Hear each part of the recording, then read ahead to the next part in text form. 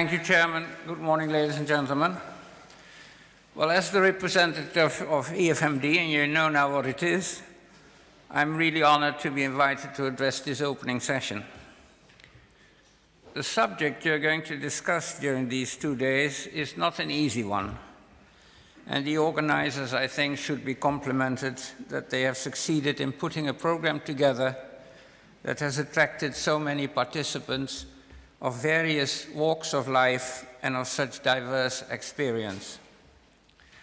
Such a varied group of participants should help to ensure that at the end of this conference, we'll know what we're really talking about and what managers and educators should be aware of when dealing with complexity in their organizations. EFMD, with its membership of 800 business schools and a group of large corporations, is increasingly acting globally. Its role is as a catalyst, a guide, and hopefully a source of inspiration to make business school management education and consultancy drivers of change, transformation, innovation, and entrepreneurship. Business schools have a fundamental role to develop the human capacity for leadership in organizations and for preparing their graduates for management within and across organizations. Now, Peter Drucker has pointed out that in a society of organizations and institutions, we cannot rely on those few born managers and leaders. We need to educate and train many more for organizations that are striving to achieve their mission.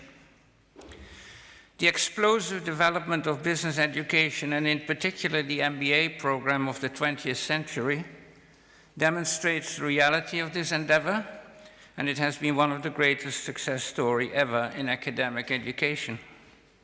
However, questions have been asked since the financial crisis. Were schools partly to blame for having educated the wrong type of managers? Had they focused too much on business hypes? Was the MBA still a useful preparation for leadership role in our modern society? We all know that business schools have made a massive contribution to modern management and that they cannot be blamed for some of their graduates misbehaving in business life. However, they must confront the question of whether they have nurtured sufficiently critical thinking, integrity issues, and inspired a broader understanding of management as a key role in society. In a time of accelerated change, business schools are themselves confronted with the need to transform, and we must rethink how we help leaders and managers to tackle the challenges of the 21st century.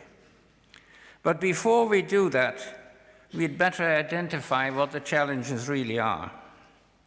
Now, the theme of this conference, Managing Complexity, is a perfect example of the new requirement that business schools face.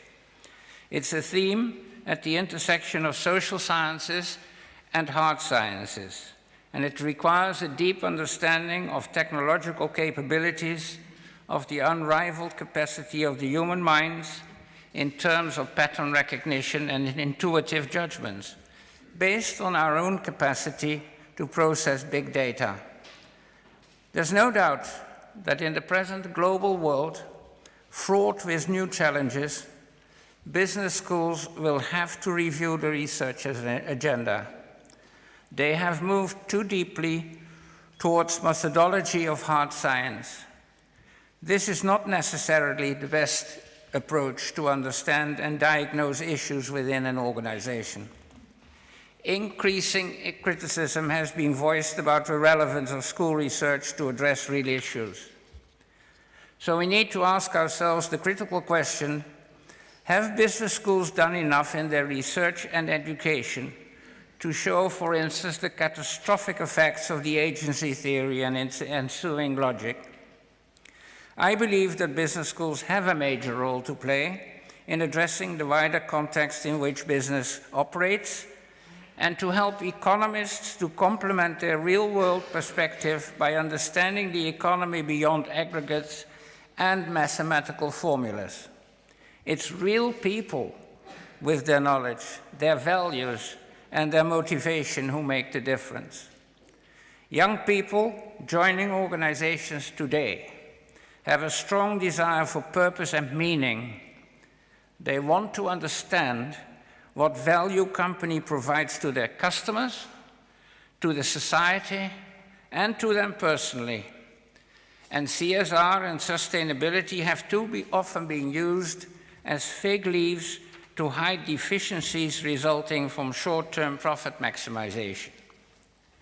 We all know that innovation is the key to further prosperity and welfare, but we should constantly be aware of the fact that whatever the financial resources available, there will be very little innovation if we fail to build organizational structures in which there is ample space for freedom, for the individual to use his or her imagination, to create, to experiment, and to sometimes fail.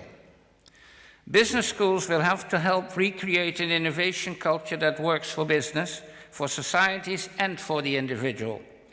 For this we will need highly focused research and new educational programs. EFMD, through its membership, has a wealth of experience which can be put to work to create such new programs and to stimulate relevant research. The strongest social responsibility of business is innovation.